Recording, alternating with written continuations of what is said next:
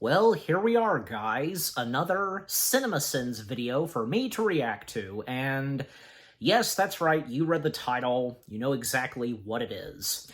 Everything wrong with Finding Nemo in 11 minutes or less. Yeah.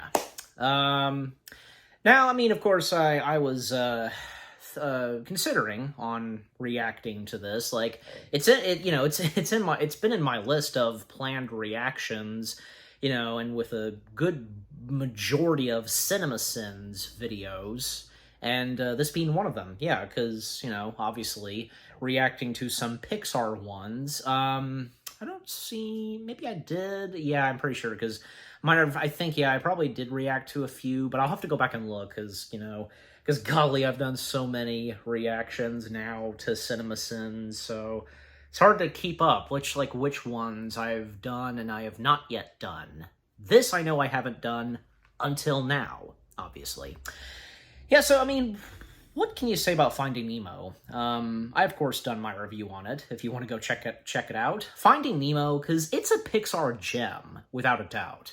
Finding Nemo, it still holds up. There's no doubt about it that it still holds up. With what Pixar and its director Andrew Stanton brought to this, especially since in the early 2000s, animation basically was entering a new era because, well, I mean, some of the, pretty much, the majority of the hand-drawn films, with the exception of Lilo and Stitch, not doing that great at the box office, but on the side of computer animated films, well, because, Pixar, with what they were pounding out in the early 2000s, but not just them, DreamWorks stepping in, because, well, they had so far done one fully computer animated film, which that being Ants, and in the early 2000s, and a few years after Shrek, well, the next one that they would do would, of course, be Shrek, and,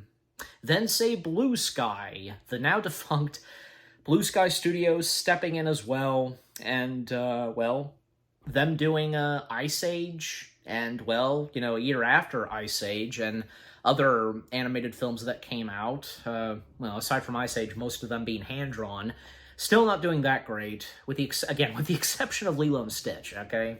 Finding Nemo, yeah, because look how Finding Nemo turned out. Like, it was almost like taking over the world. Am I not wrong? Because in 2003, and just, with other animated films that were coming out around, like, say, 2003, 4, and 5, and yeah, and if you know the history of animation in the early 2000s, so yeah. But yeah, so for Finding Nemo and what CinemaSins is going to say / sin on it, I don't know. And I don't seem to recall, I know I have stated this before, there have been times where I did see some of their videos before giving them a reaction to. I feel as though I might have seen just a little bit of Finding Nemo. If anything rings a bell for me while reacting to this, yeah. I'm pretty sure, yeah, because in this they do some after credit / audio outtakes. But just overall, yeah, I will find out as I react to it, and you with me watching / reacting to it as well. So here we go. Everything wrong with Finding Nemo in 11 minutes or less. 3, 2, 1, go.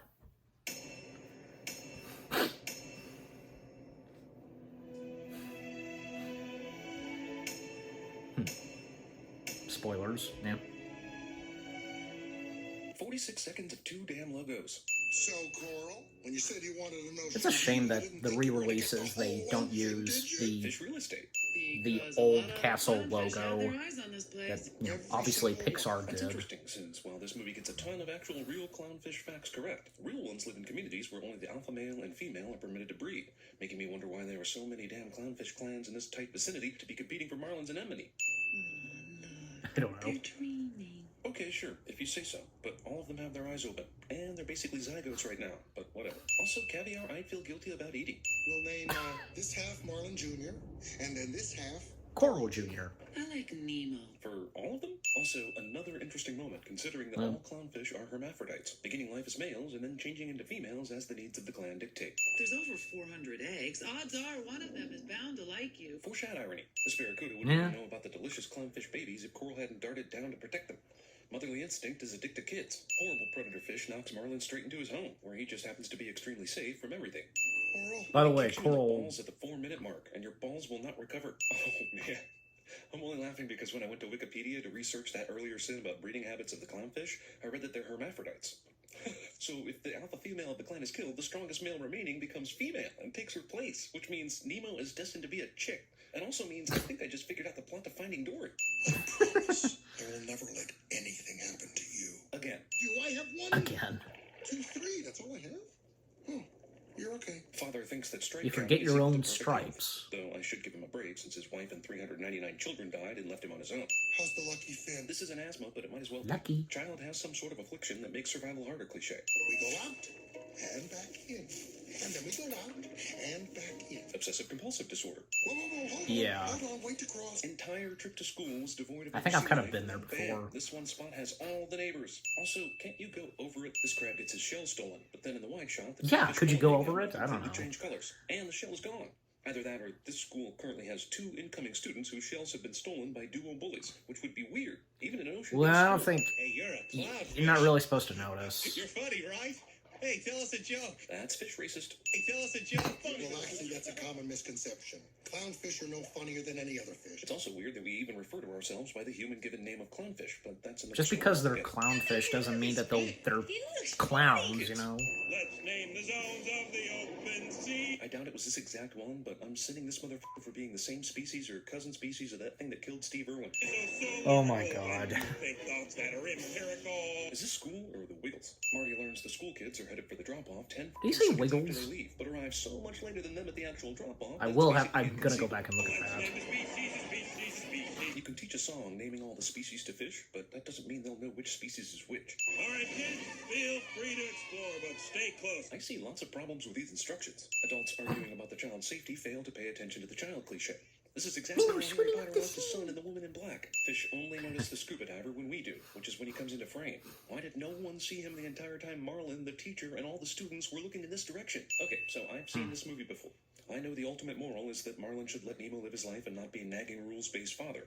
But the problem is, this scene that sets the entire movie in motion sort of proves that Marlin was right, and Nemo was a dumbass, right? These goggles Well, fall off yeah, over but here, still, rest assured, like- not only will they be found long after this by Marlin and Dory, but they'll also end up being some sort of a goggles ex machina kind of thing. Despite them having fallen off the boat, basically in shouting distance of where all this began. Geez, do these fish ever know when there's something dangerous in their immediate vicinity? Bruce turns out to be a nice shark, but still. Yeah. Okay, sure, you're a nice shark, but you did everything in your power to make the fish you brought here uncomfortable.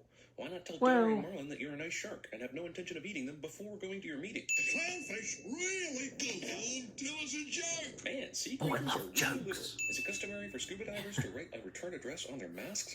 Thank God for Marlin's sake, right? And we gotta find a fish that can read this. Hey, look, shark! After Marlin just sat in on a shark AA meeting and these sharks have done nothing to eat them, he still thinks they'll eat him, which causes him Yeah. to panic and chase after Dory, which then starts a chain reaction to Bruce's relapse. Blood cocaine.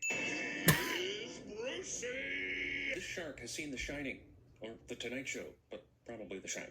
Regardless. Okay, I think I might have seen the after credits / audio outtakes, because Why can you read? You're a goddamn fish. If fish can read in this universe, why is Marlin so mind blown about it? Also, sure, discuss this when a shark is chasing after you. Inside jokes. Hello, little fella. Ah, dentists. You like pickles? That's great, but you were not on any of these walls a second ago in the wide shot. Kid, if there's Well, anything because you on the need, other just side of the ask Friends, tank. That's me. Or if I'm not around, you can always Nemo talk was to my facing the sister, front Flo. of the tank in Calls the her sister office. Flo, which, if she weren't a reflection, would mean she's Aunt Flo. So there's that to think about. Can't hear you, Peach. I said we got a live one. Yes! What do we got? Root canal. The f***? You just established they can't understand her unless she has one or two of her arms off the glass. Then immediately Well, ignore that rule? there they're that close, so... Hey, Nigel. What did I miss? Am I late? Yeah, none of the humans heard that big-ass pelican smack the window. None at all. The pelican broke the picture, which the dentist takes No. as an excuse to talk about his niece and directly addresses Nemo with the ultimate reason why he doesn't want to be in this aquarium right now. Plus, Nemo understands English, so that's an amazing series of fortunate events that happen just so he can plan his escape. She wouldn't stop shaking the bag. So her parents took the cutest picture of her with a dead fish after she murdered it. Yeah. Dory and Marlin went to the Prometheus School of Running Away from Things. Are you my conscience? Movie saves a ton of animation time and money by putting Dory and Marlin in the darkest place possible. Anglerfish decides to wait an insane amount of time to eat its prey, allowing Dory and Marlin to not only admire its prey attracting light, but to allow them to figure out that they're in danger. No eating here tonight. Woo! Eating here tonight. No, Get no, the no, f- eating. out of there! They'll take us out of the Well, they're tent, still put us in fine, I mean- individual baggies, then we'll roll ourselves down the counter, out of the window. Holy shit, everything was good to the point of getting Pizza the bags, Planet. but then you're going to roll the bags? How? And then the window is magically going to be open? How? All drains lead Well. to the ocean, kid. And in one line of dialogue, Pixar killed thousands of real fish owned by stupid little kids who believe things. Oh, little blue. She is sub-level, dude. Okay, so Dory is lying. I mean, on it is top of true, the right? stone All back. drains do lead to Consciously. the ocean. But just a second ago, they went through some sort of roller coaster ride where Marlin had to hold on to Crush's shell. So who kept Dory in place? Which brings up another question. Why did Marlin have to hold on to Crush anyway? It's not like Marlin, as a free-swimming fish, was Well- going to fall out of the current or anything. The only reason I can think of is they wanted to have this cool roller coaster ride before Marlin found Dory again and Crush wasn't really needed anymore. Little fish have been searching the ocean for days. Good thing there's a good old oceanic network where all sorts of different species report the news of a father looking for his son. Does this happen every time a fish gets lost? Is Marlin the only dad who ever looked for his son in the ocean blue? Okay, so Man. this time the dentist hears the giant pelican smacking the window. That's convenient Yeah. attention to the scene, if you ask me. Darn kids. Well, Okay, first of all, you thought that was kids? You didn't see the f***ing pelican? How? Second of all, you're Well, going to leave the window open after something you think was prankster kids throwing something at it when it was closed. I get that maybe the dentist is just so dumb he doesn't look over here. Fine, whatever. But how is the pelican speaking English to fish without making any noise a human can hear? The word is he's headed this way right now to To Sydney. Thanks to a dentist who labels his scuba masks just in case he loses it and can't afford a new one. Heroes get Well, trapped it's in a true, cliche. because of the scuba mask. I wouldn't be surprised if he's out there in the harbor waiting for you right now. You know, trying to figure out how the f*** he gets on dry land to enter a dentist's office and help with your escape. Okay, so Well. this whale has a uvula, and whales just don't have uvulas. Which is weird because I was told the filmmakers really went into crazy detail on everything about all the creatures in this movie. You know, beyond the personification inaccuracies in order to tell the story. This dentist Well, places I don't every bit of know, I information mean- this fish could possibly need close by in every situation. Pixar is really not dumb with their research. Every 5 minutes? Can, what does that mean? 5 minutes is a pretty small increment of time, but this instant scan starting right when it's being talked about is beyond convenient timing. Dennis gets the net taken from him, but he immediately has a plastic bag ready, which amazingly enough actually freaking works. And he does this despite simply retrieving the net from the water. Have you ever tried to catch a fish in one of these things? It's impossible. Marlin and Dory hop down the length of the pier instead of going at a right angle and getting in the water in 2 hops. It's the Prometheus School of Running Away from Things for the second time in this movie. Not one single seagull gets through the sailboat pick set by Nigel. Not even one. Guy who clearly Yeah. flushed the last fish decides That was all of "I'll them." put a stinky old fish complete with a bag full of water into this everyday trash can. We've seen Nigel run into Yeah. this window every single time he's flown here, but now that he's Marlin and Dory's chauffeur, the window is wide open today. Ring of fire! Somehow, despite the fact that this has never been done before, this shoots Gil to the perfect spot. Yeah? All drains lead to the ocean. Movie kills another several thousand pets with terrible, terrible science. No one's ever stuck with me for so long before. How would you know? Nemo just happens to pop out 20 yards Well- away from his dad after going through a water treatment pipe. I'm looking for someone too. Hey, we can look together. Maybe we're even looking for the same exact person. And there's no way you're gonna make me. Hilarious, but 2 things. Obviously, there's no way Dory has the strength to lift a freaking crab out of the water. But next, how does she's know there are hungry Dory. seagulls waiting above the surface? Even if she did, she forgets stuff easily. So I'm gonna play buzzkill here. You know, like that's a surprise. There's no time. It's the only way we can save Dory. But there will be enough time for father and son to have this argument for some reason. Tell all the fish to swim now. Haven't these fish ever thought to do this? If Gil can figure this shit out in an aquarium, surely millions upon millions of fish could have figured this out over the years and spread that knowledge. And that was a cool moment, and with Marlin Oh, that's right, chanting. Thomas Newman, you just revealed yourself with the soundtrack. You just had to go back to Shawshank one more time, didn't you? Just one more time. There! Movie that did all its killing in the first 5 minutes thinks we're gonna Oh, fall yeah, for because he did the score for Shawshank. this. Sandy Plankton knew everything wrong. Well, back no, in he does his 2003. music, you Thankfully know. for us, he did not start a YouTube channel to share his thoughts. with friends like these, who needs anemones? Now they So laugh. learning how to let his son take risks somehow also made Marlin good at joke telling? And these assholes still think this is funny enough, even though they heard the gist of the joke 5 times while he was butchering it earlier? Fishmonger. Now what? Exactly. Fish I guess the movie is auger. telling us they died in those closed bags because they couldn't get out, right? That's pretty damn dark. Okay. No sin removed. I'm a piranha there in the Amazon. Yeah. I was, come on, like, I was thinking possibly they could have at least, like, removed 1 or 2 sins, because this is Finding Nemo. Coral? Okay. So, what,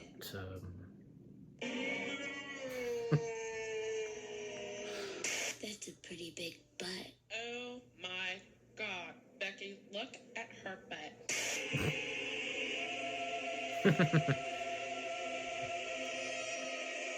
I think, yeah, as I said earlier, remembering a little good chunk of the audio outtakes. The boys always go fishing with first timers.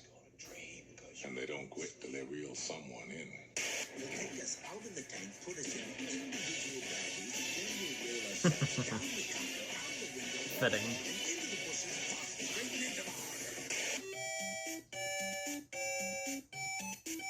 water. What's this reference We'll name to? this half Marlin Jr., and then this half 7. 7 Costanza. You're serious? Yeah. Okay. Maybe he only speaks whale. Please, Commander, you are our last hope. Excuse me. I believe you have my stapler. Avenge me! 279 miles northwest of Dutch Harbor. The Cornelia Marie is down an engine, limping through Okay, is there gonna be 25-foot seas and 40-knot winds. One of The Shining? Another Galaxy Quest. Can't have seaweed as a house plant because you have to water it way too much. Hey, Mitch, you want to go out? No, I have to water the seaweed. Till when? Till forever. Okay, don't freak out, an honorable, okay. If Marlin and Dory... Okay. Alright, so that was everything wrong with Finding Nemo in 11 minutes or less. Like I said, I was wondering and thinking if possibly they would remove a sin or 2, but nope, they didn't. You know, but like I said, you know, this is Finding Nemo we're talking about. I'm just getting the next CinemaSins video set up for the next reaction that I'm going to record after I'm done with this. Yeah, so, yeah, just, again, I was thinking that maybe they could remove a sin or 2 for Finding Nemo, but they didn't. But again, because, like, this is Finding Nemo we're talking about.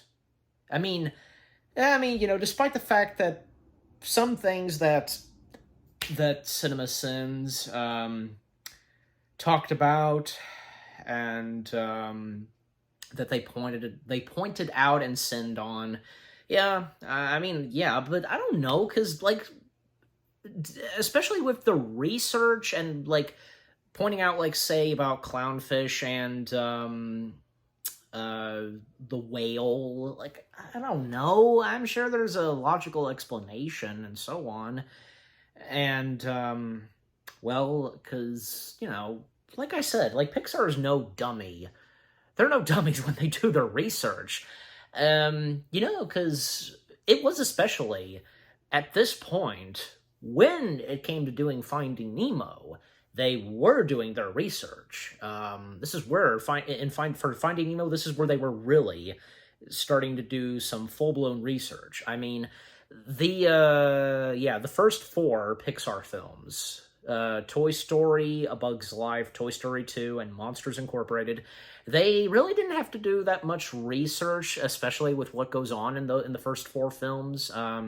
Like, you know, the first 2 Toy Story films, I mean, obviously, I guess, like, they'd go to a few stores and even, say, going to an airport. Because even I recall, when listening to the commentary for Toy Story 2, one of the co-directors, Ash Brannon, stated about them getting an actual tour of the baggage claim, and where the baggage is, your luggage, is transported and is taken straight to where it needs to go, in the bottom of the airplane, and so on. So yeah, obviously for that.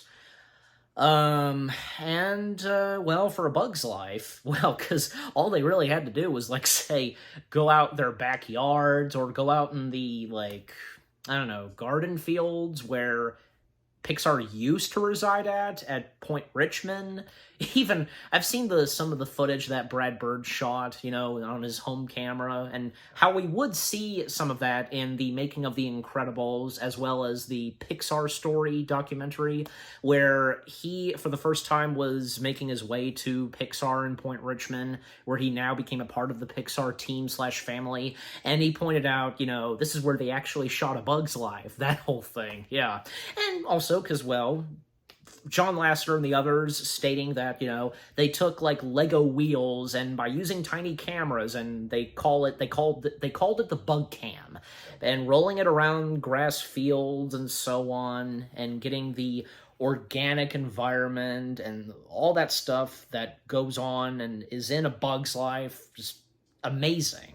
And when it came to, say, Monsters Incorporated, well, they really didn't have anything to do for research besides their office and the buildings. That's about it. So, yeah.